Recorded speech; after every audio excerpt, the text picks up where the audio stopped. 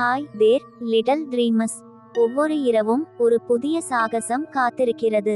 இன்றிரவு ஒரு சிறுமி மற்றும் ஒரு மந்திர சாவியை பற்றிய ஒரு மர்மமான கதை எங்களிடம் உள்ளது. எனவே தி விஸ்பரிங் வூட்ஸ் படத்திற்கு தயாராகுங்கள். ஆரம்பிக்கலாமா? ஒரு சிறிய கிராமத்தின் விளிம்பில் விஸ்பரிங் வூட்ஸ் என்று அழைக்கப்படும் ஒரு காடு இருந்தது.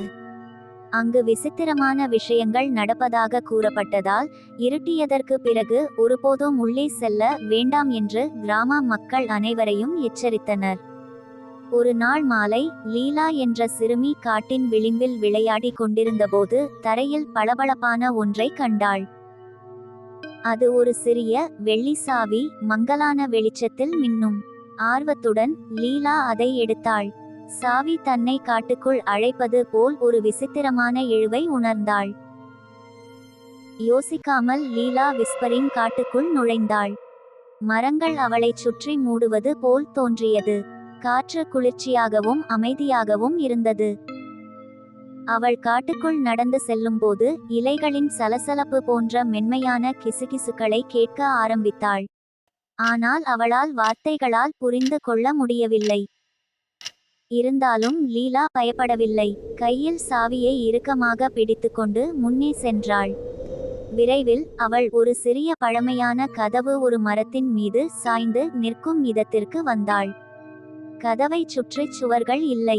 பல நூற்றாண்டுகளாக திறக்கப்படாத கதவு மற்றும் பூட்டு. ஆழ்ந்த மூச்சை எடுத்துக்கொண்டு வெள்ளி சாவியை பூட்டுக்குள் செருகினாள் லீலா.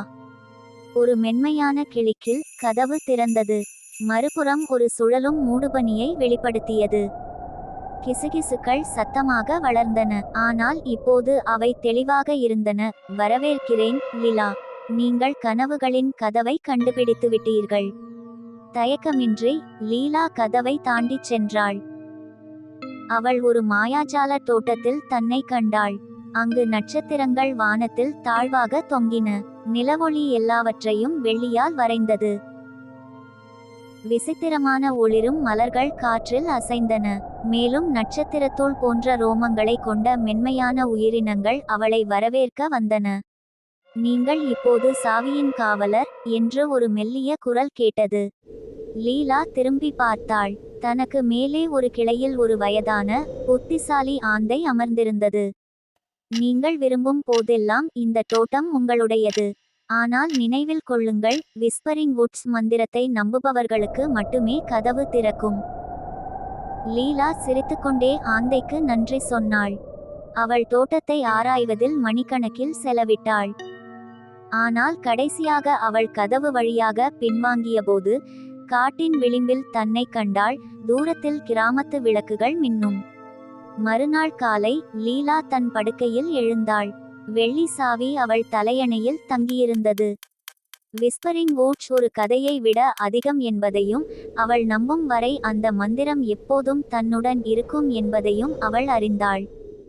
அதன் பிறகு ஒவ்வொரு இரவும் லீலா தனது இரகசிய தோட்டத்தை கனவு காண்பாள். ஒரு நாள் அவள் திரும்பி வருவாள் என்பதை அறிந்தாள். இந்த கதையை கேட்டதற்கு நன்றி. நீங்கள் அதை ரசித்திருந்தால் தயவு செய்து ஒரு லைக் கொடுங்கள். மேலும் மேலும் மாயாஜால கதைகளுக்கு எங்கள் சேனலை சப்ஸ்கிரைப் செய்யுங்கள். எனவே புதிய கதையை நீங்கள் தவறவிடாதீர்கள். இனிய கனவுகள். அடுத்த சாகசத்தில் சந்திப்போம்.